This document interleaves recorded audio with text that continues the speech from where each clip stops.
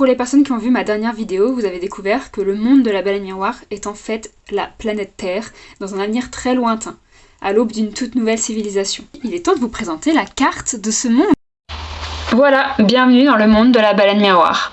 Alors, vous remarquerez que c'est donc la carte de la Terre, mais centrée sur le Pacifique. Vous remarquerez aussi qu'il n'y a pas d'île. Il n'y a pas l'Australie, il n'y a pas le Japon. Parce que dans cette histoire, le peuple n'aime pas trop naviguer, il a peur de ça, il a peur de l'océan, et il y a assez peu de personnes qui naviguent. Dans le premier tome, on est à bord d'un navire de chasseurs de baleines, et donc on rencontre les rares personnages qui s'aventurent sur les mers.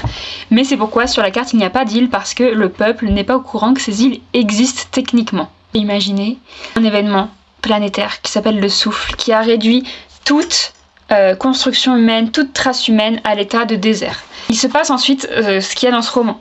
Je vais l'acheter sur Amazon. Et, les siècles ont encore passé, 1000 ans à peu près, 2000 ans, et on arrive sur l'Odyssée de la baleine miroir, l'aube d'une nouvelle civilisation. Et donc le monde ressemble à ça, il n'y a quasiment aucun pays. Pour Koda, l'histoire commence à cascade, mais dans son périple, elle va prendre un navire qui va l'emmener là, traverser le canal de Panama qui existe encore dans cet univers, pour arriver de ce côté-là.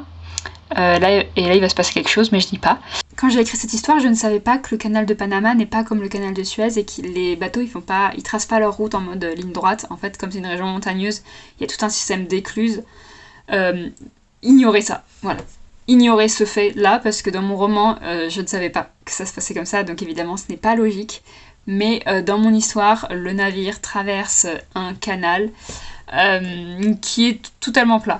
Il n'y a pas d'histoire d'écluse, il n'y a rien. Voilà. Et on suit aussi l'histoire de Yud qui naît dans ce petit village, la Torieka.